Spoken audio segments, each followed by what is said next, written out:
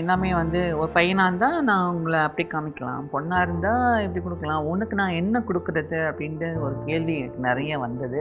AI ஆட்கள் எல்லாம் என்னை ஒரு மாதிரி பேசும்போது சேதன தான் வந்து என் தங்கச்சிடா அவன்னு சொல்லிட்டு முதல்ல என்ன ஹக் பண்ணி பாத்திரம் கழுவுற வேலை செஞ்சுருக்கேன், பாத்ரூம் கழுவுற வேலை பார்த்துருக்கேன், கோயம்பேடு பஸ் ஸ்டாண்டில் டீ கடையில் வியாபாரம் பண்ணியிருக்கேன், இந்த மாதிரி விஜயகாந்த் சார் மண்டபத்தில் இலைய எடுக்கிற வேலை செஞ்சுருக்கேன். சரி வந்து ஒரு நேஷ்னல் அவார்டு வாங்கணும் அப்படின்னு நான் அதை சொன்ன உடனே பயங்கரமாக சிரிச்சிட்டாங்க. அவங்க சிரிச்சிட்டு கேமரா ஆஃப் பண்ணிக்கணும் பண்ணாங்க. ஏன் நீங்கள் இது பண்ணுறீங்கன்னு. இல்லை நீங்கள் நேஷ்னல் அவார்டு வாங்கணும்னு சொன்னீங்க, ஏன் நான் வாங்கக்கூடாதா?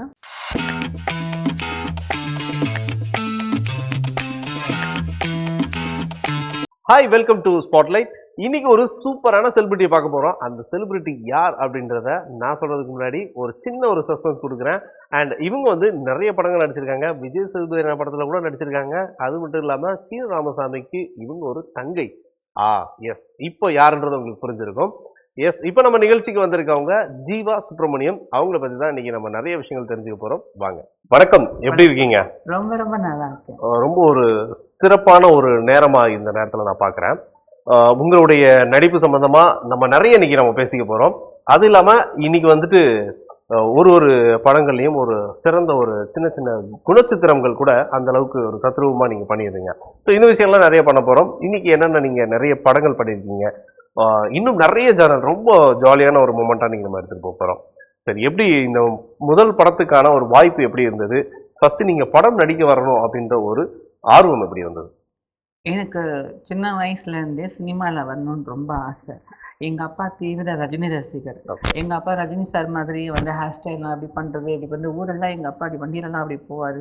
எங்கள் அம்மா சொல்லி கேள்விப்பட்டிருக்கேன். ரஜினி ரஜினி சாவுராய்வேன் அப்படின்னு சொல்லிட்டு. படம் வந்துருச்சுன்னா எங்கள் ஊரில் இப்போ தேட்டர் கிடையாது. என்ன பண்ணிடுவாங்களாம், லாரி எடுத்துகிட்டு மதுரையில் போய் படம் பார்ப்பாங்களாம் சிவகாசியிலேருந்து. ஸோ அப்பா வீட்டுக்குள்ள வச்சு எங்களை பூட்டி வச்சுட்டு போயிடுவாங்களாம். அந்த மாதிரிலாம் நடந்திருக்கு. எனக்கு எப்படி வந்ததுன்னா, நான் வந்து ஒரு டைம் விவரம் தெரிஞ்சதுக்கப்புறம் சுஜாதா மேடம் நடித்த விதின்ற ஒரு படம் பார்த்தேன். அதை பார்த்ததுலேருந்து எனக்கு அது மேலே ஒரு பெரிய தாக்கம். நம்ம நடிக்கணும்னு ஆசை, அந்த ஒரு லாயர் கேரக்டரை பார்த்துட்டு. ஸோ அது விதையாக விழுந்தது. ஆனால் அதுக்கப்புறம் நான் அதை பெருசாக எதுவும் பண்ணல. அப்புறம் ரம்யகிருஷ்ணன் மேம் நடித்த நீலாம்பரி கதாபாத்திரம் பார்க்கும்போது எப்படி பண்ணியிருக்காங்க, நம்ம அப்படி பண்ணணும் அப்படின்னு ஒரு ஆசை வந்தது. அப்புறம் ராதிகா மேடம் ரொம்ப ரொம்ப பிடிக்கும் எனக்கு. அவங்க நடித்த எல்லா படமுமே நான் பார்த்துருவேன். எனக்கு ரொம்ப பிடிக்கும். ஜீன்ஸ் படத்தில் அவங்க பண்ண அந்த ரோல் வந்து நான் தான் முதல்ல டிக்டாக்ல அதை ஆட் பண்ணி பண்ணேன். அது நல்லா பயங்கர வைரல் ஆச்சு. அந்த மாதிரி அவங்களெல்லாம் பார்த்து தான் நடிக்கணும்னு வந்தேன். குணச்சித்திர கதாபாத்திரம் தான் நடிக்கணும்னு எனக்கு ரொம்ப ரொம்ப ஆசை. அப்படியே வந்ததுதான். சரி, இந்த இவ்வளோ உங்களோட ஆர்வத்துக்கு இடையில முதல்ல ஒரு வாய்ப்பு வந்திருக்கும் இல்லையா? அந்த வாய்ப்பு எப்படி வந்து உங்களுக்கு வந்தது? நீங்க அதை தேடி போனீங்களா? உங்களுக்கான ஒரு வாய்ப்பை வந்து அதுவா ஏற்படுத்தி கொடுத்ததா? நான் தேடி போகும்போது எனக்கு எதுவுமே வரல. எல்லாமே வந்து ஒரு பையனா இருந்தா நான் உங்களை அப்படி காமிக்கலாம், பொண்ணா இருந்தா எப்படி கொடுக்கலாம், உனக்கு நான் என்ன கொடுக்கறது அப்படின்ட்டு ஒரு கேள்வி எனக்கு நிறைய வந்தது. எனக்கு யாருமே கொடுக்கல. அப்போ நிறைய அவமானங்கள் தான் வந்தது. அந்த டைம்ல நான் சீரியல்ல டச்சப் ஒர்க் பண்ணிட்டு இருக்கேன். அப்போ நான் நிறைய சீரியல் ஆர்டிஸ்ட்க்கு டச்சப், மேக்கப் அசிஸ்டண்டா பண்ணிட்டு இருக்கும்போது ஏதாவது கும்பல்ல நிக்கிறது, இந்த அதெல்லாம் ஓகே பண்ணுவேன். நான் போயிட்டு நிற்பேன். ஒரு 200 150 கொடுப்பாங்க, பண்ணுவேன். முதல்ல கேமரா முன்னாடி நான் ஒரு கேரக்டராக ரெஜிஸ்டர் ஆனது வந்து பார்த்தீங்கன்னா ஜெயா டிவியில் வந்து ஒரு காமெடி ஷோ ஒன்று. பார்த்தீங்கன்னா இங்கே தான் நம்ம பென்சர் பிளாசா பக்கத்தில் ஒரு பில்டிங் எடுத்திருப்பாங்க. ஒரு 4 ரூம் இருக்கும், 4 கேமரா ஓடிட்டுருக்கோம். ஸோ அதில் தான் நான் முதல்ல ஒரு பைத்தியக்கார வேஷம் பண்ணேன். கவின்னு சொல்லிட்டு ஒரு சீரியலில் டைரக்டராக இருக்காங்க. இப்போ அவங்க தான் எனக்கு அந்த வாய்ப்பு வாங்கி கொடுத்தாங்க. அப்போது அதுதான். அதுக்கப்புறம் யாரும் கொடுக்கல. அப்போ நான் மறுபடியும் தேடி பார்க்கும்போது எதுவுமே எனக்கு கிடைக்கல. அப்போ நான் என்ன பண்ணேன்னா, 2ஆம் உலகம் படத்தில் அனுஷ்கா மேடமுக்கு நான் மேக்கப் ஒர்க் பண்ணியிருந்தேன். 2ஆம் உலகம் தான், எஸ், ஒர்க் பண்ணிட்டு இருந்தேன். அப்புறம் பேமெண்ட் எனக்கு தரல. அப்புறம் நாளைக்கு வாங்க தரேன்னாங்க. அப்போ அந்த மேனேஜர் கோடம்பாக்கத்தில் டைரக்டர்ஸ் காலனியில் வந்து வேற ஏதோ ஆஃபீஸில் இருந்தாங்க போல. சரி, காசு வந்து வாங்கிக்கொண்டாங்க. நான் வாங்க மேலே போகிறேன். அது ஒரு சினிமா கம்பெனி, அங்கே உட்காந்துருந்தாரு. ஏன்னா காசெல்லாம் வாங்கிட்டு கிளம்பி கீழே வரும்போது ஒருத்தவங்க மேலே வரீங்களா அப்படின்னாங்க. என்னையவா கூப்பிட்டீங்க? உங்களை தான் கூப்பிட்டேன்னாங்க. ஓகே, மேலே போனேன். சார் உங்களை பார்க்குறோம் நாங்கள் அப்படின்னாங்க. யாருன்னு? இங்கே வாங்கினாங்க. அப்படி உள்ளே போனேன். ஒரு சார், ஞானம்னு ஒரு சார் உட்காந்துருந்தாரு. அவர் தான் பார்த்துட்டு அப்படின்னாரு. நடிக்கிறியாம்மான்னாரு. நடிப்பேங்க அப்படின்னு. உடனே சரி வா அப்படின்னாரு. போய் உட்காந்தேன். ஸ்கிரிப்ட்லாம் காமிச்சாங்க. இது மாதிரி நடிச்சு காட்டுங்க அப்படின்னாங்க. போய் பண்ணேன். மேம் பண்ணிடலாம் சார் இவங்க பண்ணுறாங்க அப்படின்னு ஒரு அண்ணா சொன்னாங்க. அதுதான் ஃபர்ஸ்ட் ஆடிஷன். அப்புறமா எனக்கு செலக்ட் பண்ணிட்டாங்க. ஒரு 2 வீக் ரிஹர்சல் கொடுத்தாங்க எங்களுக்கு ஆஃபீஸில். ஃபுல்லாக வந்து கொருக்குப்பேட்டை, வண்ணாரப்பேட்டை, தண்டையார்பேட்டை அங்கே தான் ஷூட்டு. ஸோ நாங்கள் பண்ணோம் அந்த படம். அதுதான் முதல்ல வந்து டோக்லா அப்படின்னு சொல்லிட்டு ஒரு கதாபாத்திரம். அது போயிட்டு இருக்கும் போதே எதிராளின்னு ஒரு படம் ஒன்று வந்துச்சு. அதுவுமே வந்து பாத்தீங்கன்னா சின்ன வயசு ஹீரோவோட போர்ஷன். அதுல டிரான்ஸா நான் பண்ணேன். ரொம்ப நல்லா கதை படம் வரல என்னன்னு தெரியல. பட் ரொம்ப ரொம்ப அருமையான கதைக்களம். தேர்டு வந்து இது பண்ணேன். அப்புறம் தாரதப்பட்டை நான் வந்து முதல்ல அதுல ஸ்ரேயா மேடம் தான் நடிக்கிறது. அது தாரதப்பட்டையில ஸ்ரேயா மேடம் தான் ஹீரோயின். முதல்ல நான் அவங்களுக்கு மேக்கப் டெஸ்ட் எடுக்கும்போது நான் அந்த மாதிரி தான் ரூம்ல மேக்கப் டெஸ்ட் எடுத்துட்டோம். பாலா சார் உட்காந்துருந்தாரு, பார்த்துட்டு இருந்தாரு, போயிட்டாரு. அப்புறம் முடிக்குமா அந்த பொண்ணுன்னு கேளுங்க அப்படின்னாங்க என்கிட்ட. சார் நான் பண்றேன் சார் அப்படின்னு. அப்புறம் ஸ்ரேயா மேடம் நடிக்கல. ஒரு 6-7 மாசம் பிரேக் ஆயிடுச்சு. திரும்ப பசங்க சிவகுமார்னு ஒரு நடிகர் இருக்காங்க, அவர் அதுல கோ டைரக்டர். அவர் எனக்கு கால் பண்ணி கூப்பிட்டாரு. திரும்ப தஞ்சாவூர் போனேன். சாங்கு சீன்ஸ்ல ஒரு 18 நாள் ஒர்க் பண்ணினேன். அதுதான் பாலா சார்கிட்ட ஒர்க் பண்ண எக்ஸ்பீரியன்ஸ். அப்புறம் படம் எதுவும் வரல. தர்மதுரை நான் வந்து நடிச்சுக்கிட்டு இருக்கேன்.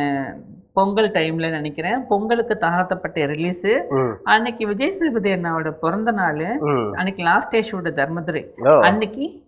தாரத்தப்பட்டே ரிலீஸ். நாங்க எல்லாரும் போய் தியேட்டர்ல படம் பார்த்தோம். நான் எங்கன்னு தேடினேன். ஜஸ்ட் பாசிங் வந்துட்டு போனேன். இதுதான் என்னோட ஜர்னி. அப்புறம் தர்மதுரை. சூப்பர். ஆனா தர்மதுரையில வந்துட்டு விஜய் சேதுபதி அண்ணா உங்களுக்கு ஒரு நல்ல ஒரு அந்த ஒரு இடமும் உங்களுக்கு டைலாக் பேசுற மாதிரி சில விஷயங்களையும் உங்களுக்கு அதை ஏற்படுத்தி கொடுத்துருந்தாங்க. எனக்கு சீனு ராமசாமி அண்ணா அவங்கதான் எனக்கு அந்த கதாபாத்திரம் ஏற்படுத்தி கொடுத்தாங்க. நான் டச் அப் தான் போனேன் இந்த படத்துக்கு. அப்போ வந்து சீனு சாரும் சுகுமார் அண்ணா கேமராமேன் அவங்க தான் என்னைய பார்த்துட்டு, அப்போ சீனு சார் வந்து சுகுமார் அண்ணா கிட்ட சொன்னாங்க, சுகு இதுல ஒரு ரோல் இருக்குல்ல, இந்த பொண்ணை செலக்ட் பண்ணிடலாமா? உடனே பண்ணிடலாம்ண்ணா அப்படின்னாங்க. உடனே அப்பதான் விளையாட்டுக்கு சொல்றாங்க. அப்ப நான் ஹேர் எல்லாம் வந்து கேப் போட்டு மறைச்சிட்டு எடுத்து விட்டாங்க கேப். ஹேர் இப்பயாவது கொஞ்சம் கம்மியாயிடுச்சு நிறைய பார்த்துட்டு. ரோல் பண்ணலாம் அப்படின்னு. அப்படியே எங்களோட டிராவல் ஆச்சு. விஜய் சேதுபதி அண்ணாவோட ஆல்ரெடி எனக்கு பழக்கம் வரு. எப்படி இருக்க என்னன்னு பேசிட்டு நல்லா அப்படியே போச்சு. சில இடத்துல டைலாக்ஸ் முதல்ல கேமரா முன்னாடி புடவை கட்டிட்டு நின்றுட்டேன். அதுலதான் மற்றதுல எல்லாம் புடவை கட்டல. இந்த படத்துலதான் முதல்ல புடவை கட்டுறேன். அந்த மாதிரி பண்ணும்போது எனக்கு ஏரியா ஆட்கள் எல்லாம் ஒரு மாதிரி பேசும்போது சேதனை தான் வந்து என் தங்கச்சிடாவேன்னு சொல்லிட்டு முதல்ல என்ன ஹக் பண்ணி ஒரு ஏன் சொல்றது, முன்னாடி யாரும் என்ன ஹக் பண்ணதில்லை. இப்ப இந்த பாவக்கடைகள்ல கூட சொல்லுவாங்க இல்லையா, என்னை யாருமே கட்டி பிடிச்சது இல்லடா, அந்த மாதிரி தான் அந்த இடத்துல. அப்புறம் சீனு ராமசாமி அண்ணா அவங்களும் வந்துட்டு உன்னைய பார்த்தீங்க சிரிச்சவங்க கிண்டல் பண்ணவங்க எல்லாம் தியேட்டர்ல வந்து உன்னை பார்க்கணும்னா நீங்க சூப்பரா பண்ணணும், புரியுதா அப்படின்னாங்க. அதுக்கப்புறம் எனக்கு ஒரு மோட்டிவேஷன், எனக்கு ஒரு தைரியம். இன்னி வரைக்கும் சின்ன ராமசாமி அண்ணா அவங்க தான் என்னை வந்து ஒரு இதா கொண்டு போயிட்டு இருக்காங்க. இல்ல நீங்க பண்ணக்கூடிய சின்ன சின்ன விஷயங்கள் கூட ஒரு நாள் உங்க அந்த கதையே வந்து உங்களை தாங்கி ஒரு சில விஷயங்கள் வந்து நடக்கக்கூடிய வாய்ப்புகளும் எப்போ வேணா அமையலாம். ஸோ இன்னைக்கான ஒரு வித்தியாசமான ஒரு நடிப்பையும் வித்தியாசமான கதைக்களங்களையும் தான் நம்ம மக்கள் எதிர்பார்த்துட்டு இருக்காங்க. ஸோ அந்த மாதிரி விஷயங்கள் கண்டிப்பா உங்ககிட்ட நிச்சயமா திறமை இருக்கும். இல்லை அந்த விஷயத்த வந்து நீங்க கண்டிப்பா நீங்க மக்களுக்காக அது கொடுக்கணுன்றது ஸோ நம்ம சேனல் சார்பாக நான் கேட்டுக்கிறேன். அண்ட் அதுக்கப்புறம் வந்துட்டு உங்களுடைய ஸ்கூலிங் லைஃப் எப்படி இருந்தது? ஸோ அதுக்கப்புறம் வந்து இப்போ நீங்க இந்த சினிமாவுக்கு வர்றதுக்கு முன்னாடி இந்த ஸ்கூலிங் லைஃப்லாம் எப்படி இருந்தது? எனக்கு ஸ்கூல் லைஃப்லாம் என்னோட லைஃப்லாம் இல்லை. சரி. சில பக்கங்களை நான் மறக்க நினைக்கிறேன். அதை நான் கனவுல கூட நினைக்க விரும்பாத சில பக்கங்களை அதையோட இருக்கிறேன். சினிமாவுக்கு வர்றதுக்கு முன்னாடி நான் டச் அப் தான். இந்த ஊருக்கு வந்து நான் பாத்திரம் கழுவுற வேலை செஞ்சிருக்கேன், பாத்ரூம் கழுவுற வேலை பார்த்திருக்கேன், கோயம்பேடு பஸ் ஸ்டாண்ட்ல டீ கடையில வியாபாரம் பண்ணிருக்கேன், இந்த மாதிரி விஜயகாந்த் சார் மண்டபத்துல இலைய எடுக்கிற வேலை செஞ்சிருக்கேன். இந்த மாதிரி நிறைய நான் ஒர்க் பண்ணியிருக்கேன். இப்ப ரீசெண்டா ஒரு 6 மாசத்துக்கு முன்னாடி கூட ஷூட் எதுவும் இல்லைன்னு சொல்லிட்டு ஒரு கம்பெனில நைட் ஷிஃப்ட் ஒர்க் போயிட்டு வந்துட்டேன். டே ஷிஃப்ட் போகும்போது நீங்க போய் இந்த வேலைக்கு வேலைக்கு வரீங்களே, நீங்க போய் இந்த வேலைக்கு வரீங்களேன்றாங்க. சரி நைட் ஷிஃப்ட் போனேன் அந்த அதே கம்பெனில. அப்பவுமே சில பேர் உட்காந்து என்ன ஆச்சு ஏன் ஆச்சும்பாங்க. வேலை இல்ல, எனக்கும் குடும்பம் இருக்கு, எங்க அம்மா அப்பாவை பார்க்கணும், என்ன லைஃப் பார்க்கணும். நான் வந்தேன்னா ஐயோ நீங்க போய் வரீங்களே அப்படிவேன். சொல்லிட்டு மாஸ்க் மாட்டிட்டு வேலையை பார்த்துட்டு போயிட்டு ஓகே ஓகே நடந்து. ஓகே. இருந்தாலும் வந்துட்டு ஒரு ஒரு பொதுவான ஒரு கருத்தாவே சொல்லலாமே, இதை இவ்வளோ விஷயங்களும் வந்து தாங்கிக்கிட்டு நம்மளுடைய வேலைகளும் நம்ம செஞ்சுதான் ஆகணும். நமக்கான விஷயத்தை யாரும் வந்து கொடுக்க மாட்டாங்க. நமக்கான உழைப்பு நம்மளை மட்டும்தான் காப்பாற்றும் அப்படின்றதுல ஒரு ரொம்ப பொறுப்பாகவும் இருக்கீங்க. ஸோ அந்த பொறுப்பு தான் உங்களை அடுத்த லெவலுக்கு எடுத்துட்டு போகக்கூடிய ஒரு மிகப்பெரிய ஒரு ஆயுதம். ஸோ அந்த ஆயுதம் நீங்க உங்களோட உழைப்பை நல்லபடியா நீங்க கொண்டு போறதுல ரொம்ப சந்தோஷமா இருக்கு. சரி, இப்போ இந்த அடுத்தடுத்த சினிமா வாய்ப்புகள்ல உங்களுக்கு வந்து எந்த மாதிரியான ஒரு கதாபாத்திரங்கள் அமைஞ்சா சரியா இருக்கும்னு நீங்க நினைக்கிறீங்க? யோசிக்கும் போது எனக்காக அவங்க ஏதாவது யோசிச்சா, இப்ப நல்லாதான் யோசிக்கிறாங்க எல்லாருமே. எனக்கு வந்து நான் சீனு சார்கிட்ட கேட்பேன் எப்பவுமே. நான் ஒரு இன்டர்வியூ இந்த மாதிரி ஒரு இன்டர்வியூ ஒரு யூடியூப் சேனல்ல போயிட்டு இருக்கும்போது உங்களோட ஆசை என்னன்னு கேட்டாங்க. நடிகனா ஒரு நடிகையா சினிமாக்குள்ள வரவங்களோட அதிகபட்ச ஆசை வந்து ஒரு நேஷனல் அவார்டு வாங்கணும் அப்படின்னு. நான் அதை சொன்ன உடனே பயங்கரமா சிரிச்சுட்டாங்க. அவங்க சிரிச்சுட்டு கேமரா ஆஃப் பண்ணாங்க. ஏன் நீங்க இது பண்றீங்கன்னு. இல்ல நீங்க நேஷனல் அவார்டு வாங்கணும்னு சொன்னீங்க, ஏன் நான் வாங்கக்கூடாதா? இல்ல எனக்கான கதாபாத்திரங்கள் அமைஞ்சா யார் வேணும்னாலும் வாங்கலாம். என் அப்பக்குட்டி என்ன ஒரு காமெடி நடிகன் வந்து தமிழா இருக்கட்டும், Telugu, Malayalam, Hindi, all artist, all இண்டஸ்ட்ரியில வந்து பாத்தீங்கன்னா நேஷனல் அவார்டு வாங்கின ஒரே ஒரு காமெடி ஆக்டர் பார்த்தா நம்ம அப்பக்குட்டி அண்ணா. அழகசாமியும் புதுமை படத்துக்காக வாங்கினாங்க. அதே மாதிரி அம்மா கதாபாத்திரம் பண்ணி நேஷனல் அவார்டு வாங்கினவங்க சரணி அம்மா. இந்த மாதிரி எவ்வளவு இருக்கு. ஏன் வாங்கக்கூடாது? ஏன் அப்பு படத்துல வந்து பிரகாஷ் ராஜ் சார் அதுக்கு நேஷனல் அவார்டு வாங்கினாரு. அது அந்த கதாபாத்திரம் ஹிந்தியில பண்ணவங்க நேஷனல் அவார்டு வாங்கினாங்க நான் கேள்விப்பட்டேன்.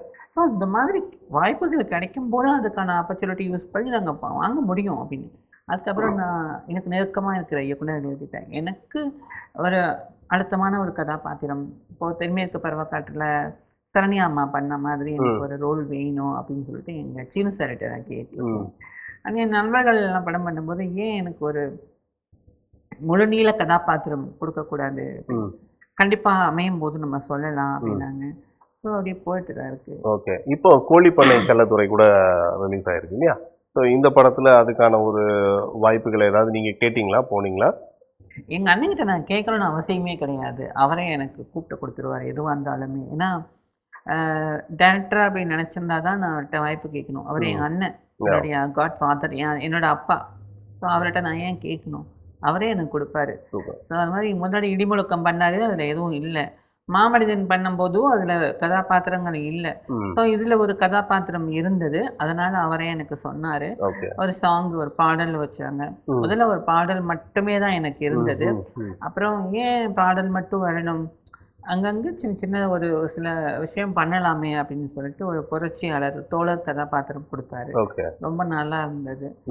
இது வந்து அண்ணா சொன்னாங்க, போய் பண்ணோம். அப்புறம் அண்ணா ரொம்ப என்னுடைய வளர்ச்சியில அவருக்கு ரொம்ப ஒரு அதீத ஈடுபாடு. எனக்கு என்னென்ன பண்ணணுன்றதெல்லாம் கரெக்டாக சொல்லி. சரி, அப்போ இந்த சில கதாபாத்திரங்கள் இப்படித்தான் இருக்கணும், அந்த விஷயங்கள், அந்த தேர்வுலாம் சொன்னீங்க இல்லையா? இப்போ வேற ஏதாவது புதுசா உங்களுக்கான ஒரு வாய்ப்புகளை நீங்க வேற ஏதாவது சஸ்பென்ஸா ஏதாவது மக்களுக்கு ஏதாவது சொல்ற மாதிரி ஏதாவது படங்கள்? சஸ்பென்ஸ்னு ஒன்றும் இல்லை, ஐஎம்விடிலேயே நான் பண்ற படங்கள் எல்லாம் வெளியே வந்திருக்கு. எனக்கு கோழிப்பண்ணை செல்லத்துறையில கூட நான் ஒரு கதாபாத்திரம் உருவாக்கும் பொழுது நான் வந்து முதல்ல சாரியில தான் என்னைய பண்ணுவேன். அப்போ அண்ணா சொன்னாங்க, ஒரே இதான் எல்லாத்துலேயுமே போர் அடிக்க வேணாம், இது ஒரு டிஃப்ரெண்ட்டான ஒரு கதாபாத்திரமா இருக்கட்டும் அப்படின்னு சொல்லி தோழர் அப்படின்னு அந்த வேற ட்ரெஸ் கொடுத்தாங்க. அதுக்கப்புறமா ஒரு ஃபார்மல் பேண்ட்டும் ஒரு குர்த்தா போட்டு ஹேர் ஸ்டைல்லாம் ஃபுல்லாக எண்ணெய் வச்சு வலிச்சு வாரி துள்ளி கூட மேக்கப் இல்லாம ரொம்ப அழகா காமிச்சாங்க. இப்ப நம்ம அண்ணாங்கட்டி நயன்தாரா மேடம் அவங்களோட பண்ணிருக்கேன், விக்கி டைரக்டர். அது முடிஞ்சு டப்பிங் எல்லாம் முடிஞ்சு ரிலீஸ்க்கு ரெடியா இருக்கு. அண்ட் செம்மலர் அண்ணம் சொல்லிட்டு ஒரு இருக்காங்க நடிகை, அவங்க பட் அவங்க இயக்குனர் ஆயிட்டாங்க. அவங்களோட படத்துலயும் ஒரு ரோல் பண்ணிருக்கேன். அண்ட் கெவின் ஒரு படம் மலைவாழ் மக்கள் கதை, அதுலயும் ஒரு கதாபாத்திரம் பண்ணிருக்கேன். அண்ட் விஷ்ணு விஷால் அண்ணாவோட சேர்ந்து மோகன்தாஸ் அப்படின்ற ஒரு படம் ஐஸ்வர்யா ராஜேஷ் அவங்களோட காம்பினேஷன்ஸ்ல பண்ணிருக்கேன். ஒரு 5 படம் வர்றதுக்கு ரெடியா இருக்கு. எல்லாமே ஒரு நல்ல ஒரு என்ன சொல்ல, அடுத்த கட்டத்துக்கு என்னை எடுத்துட்டு போற ஒரு கதாபாத்திரங்கள் தான். கண்டிப்பா. சரி, இப்போ சினிமாக்குள்ளார சில ஒரு பாதுகாப்பு அம்சங்கள்லாம் சில தேவைப்படுது அப்படின்ற ஒரு இப்போ ரீசெண்டா நீங்க செய்திகள்லாம் நிறைய பார்த்துருப்பீங்க. ஸோ இப்போ நம்ம சினிமாக்குள்ளார வந்து சில பாதுகாப்பு அமைப்புகள் நடிகர்களுக்கு, நடிகைகளுக்கு, முக்கியமா நடிகைகளுக்கு அப்படின்ற ஒரு பாதுகாப்பு இருக்கு, தேவை. ஸோ இதுக்கெல்லாம் ஒரு அமைப்பு வச்சு பண்ணணும் அப்படின்றதெல்லாம் இருக்கு. ஸோ இதை வந்து நீங்க இந்த சினிமா பக்கத்தை எப்படி நீங்க பாக்குறீங்க? இல்ல சினிமா பாதுகாப்பானதா தான் இருக்கு எங்களுக்கு. மேபி எனக்கு தெரியல. அது எனக்கு பாதுகாப்பா இருக்கு. நான் பாதுகாப்பா இருக்கேன். ஏன்னா நான் பாதுகாப்பா பார்த்துக்கிறேன். என்னை நம்பி நான் என்ன அவங்க கூப்பிடுறவங்கள நம்பி நான் போறேன். என்னை பாதுகாப்பாவே பார்த்துட்டு இருக்காங்க. ஒரு சகோதரியா, ஒரு ஃப்ரெண்டா என்னை வந்து நல்லா பார்த்துக்கிறாங்க.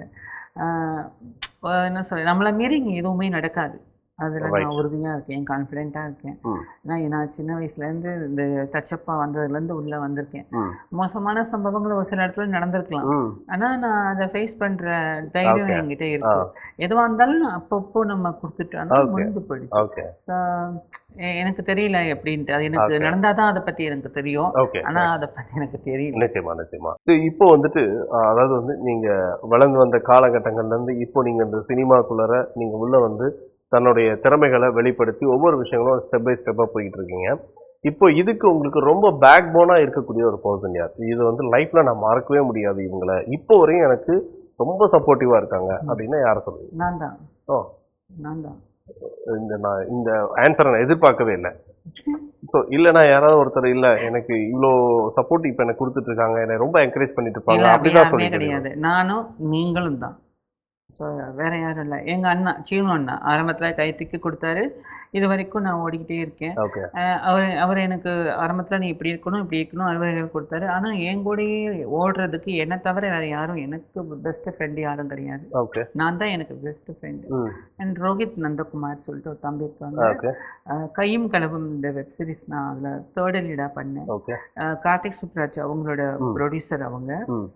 அவங்க வந்து யாருன்னு பார்த்தீங்கன்னா கள்ளச்சிரிப்பு அப்படின்ற ஒரு வெப் சீரிஸ் வந்தது. அந்த வெப் சீரிஸோட இயக்குனர் ம். பேட்டை படத்துலையும் அவர் ரஜினி சார் கூட நடிச்சிருப்பாங்க, ரோஹித் நந்தகுமார். ம்.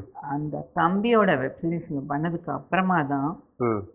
யார் வந்தா என்ன நான் நடிப்பேன். ம். யாரை பார்த்து எனக்கு பயம் இல்லை. எவ்வளோ டயலாக் கொடுப்பீங்க கொடுங்க நான் பண்ணுறேன் அப்படின்ற அளவுக்கு என்னை வந்து ஒரு தைரியமான ஒரு ஆளாக என்னை உருவாக்குனது அவர் தான், ம். ரோஹித் நந்தகுமார். சூப்பர்.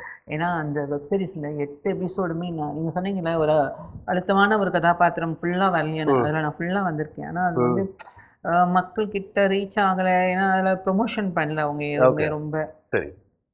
சோனி லைவ்ல இருக்கு, முடிஞ்சா பார்க்க முடிஞ்சா பாருங்க, கையும் களவும். ஓகே. அதுல பிஎம்சி அப்படின்ற ஒரு கதாபாத்திரம் நான் ஓகே. பண்ணிருக்கேன். ஓகே. என்னோட பெயருக்கே ஒரு கதை வச்சிருப்பாங்க. ரொம்ப அருமையான கதை காலத்தோட. இது வரைக்கும் தமிழ்ல இண்டஸ்ட்ரியில எந்த ஒரு டிரான்ஸ் உமனுக்கும் இவ்வளோ பெரிய கதாபாத்திரம் கொடுத்துருப்பாங்களான்னா ஒரு கேள்விக்குறி தான். இனிமேலும் அந்த அளவுக்கு ஒரு பெரிய கதாபாத்திரம் கொடுப்பாங்களா அப்படின்னாலும் அதுவும் கேள்விக்குறி தான். ஏன்னா எனக்கு அந்த அளவுக்கு செதுக்குனாரு தம்பி. ஓகே.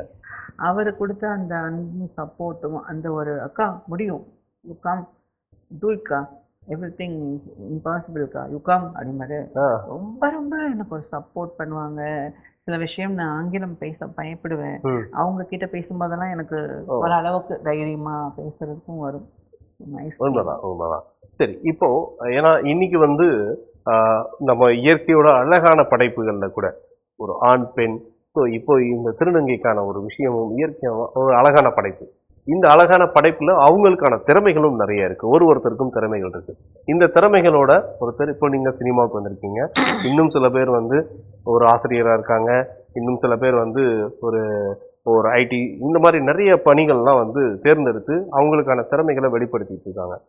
அது இல்லாம யாஷினி உங்களுக்கு நல்லா தெரிஞ்சிருக்கும், எஸ்ஐ சப் இன்ஸ்பெக்டரா ஃபர்ஸ்ட் அதாவது திருநங்கைகளின் முதல் சப் இன்ஸ்பெக்டரா வந்து சேலம்ல வந்து போஸ்டிங் போட்டாங்க. ஸோ இவங்கள பத்தி ஏதாவது இவங்களா இருக்கலாம், இல்ல உங்களை சார்ந்து உங்களுக்கு தெரிஞ்சவங்க, ஸோ அவங்களோட திறமைகளை வச்சு ஒரு துறையில சாதிச்சுட்டு இருக்காங்க இல்லையா, அவங்கள பத்தி நீங்க சொல்லுங்க. நீங்க என்ன சொல்லணும்னு எதிர்பார்க்குறீங்க புரியல எனக்கு, என்ன கேக்குறீங்க? இல்ல, அதாவது சினிமாஸ் இல்லாம மற்ற துறைகள்ல சாதித்த திருநங்கைகளை பற்றி உங்களுடைய கருத்து ஆமா, கேக்குறீங்க. இதுதான் விஷயமே. சரி, ஓகே. அதான் என்ன சொல்றேன்னா, ஃபர்ஸ்ட் அட்வொகேட் ஆனாங்க ஒரு சகோதரி இருக்காங்க. அவங்கள மையமா ஒரு குறும்படம் வந்தது. அவங்கள ம். வச்சு. நான் நடிச்சேன். ஓகே. அவங்களுடைய கதாபாத்திரத்த நான் பண்ணினேன். ஆ. ரொம்ப பெருமையா இருந்தது. அப்பதான் எனக்கு இப்படி ஒருத்தவங்க லாயர் ஆயிருக்காங்கன்னு எனக்கு ஆ. தெரியும். பாண்டிச்சேரியில. ஓகே. முதல் லாயர் திருநங்கை அவங்க. அவங்கள அவங்களா? பத்தி.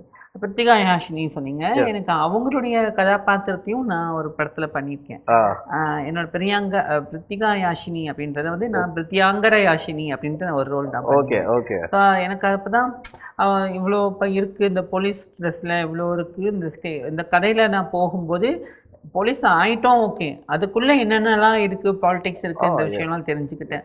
ஸோ எல்லா இடத்துலையும் எல்லாமே இருக்கிறது அவங்களுக்கெல்லாம் வந்து நான் ஒரு பெரிய சல்யூட் தான் அப்படின்னு சொல்லுவேன். ஏன்னா எஜுகேஷன் ரொம்ப பவர்ஃபுல். எனக்கு அது கிடைக்கல.